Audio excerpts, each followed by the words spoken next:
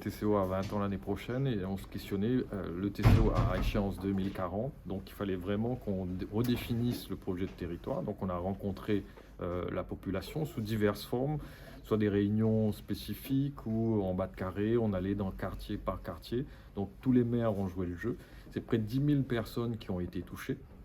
Et donc, c'est déjà un succès en termes d'impact avec la population. La population est en attente d'être intégrée, de participer à la définition de ces politiques à long terme. Et donc, les grands enseignements, c'est que déjà sur le TCO, les gens sont fiers d'habiter ce territoire compte tenu de la diversité et de l'attractivité de ce territoire, plus de 93%. Mais ce qui est intéressant, c'est surtout les préoccupations de développement durable, comment on va développer, mais tout en prenant en compte la transition écologique sur le territoire, donc des projets de circulation douce, la question de la gestion des déchets aussi, c'est des choses qui reviennent. Comment et quelles solutions pour traiter à terme ces solutions.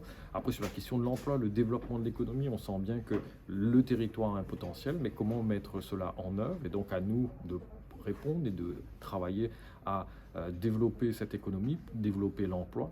Sur la question du logement, donc toutes ces questions-là sont prises en compte.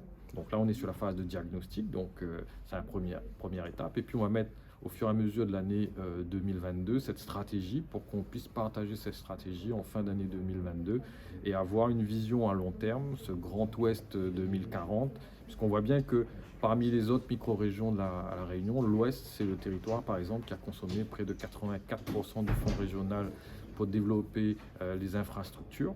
Et il y aura d'autres événements, parce que sur la possession, sur le port, on a des projets de développement, bien sûr, sur Cambé Oméga, l'éco-cité, mais sur Trois Bassins, petite ville de demain, Saint-Leu qui va refaire son centre-ville. Voilà, ce sont des villes qui sont dynamiques.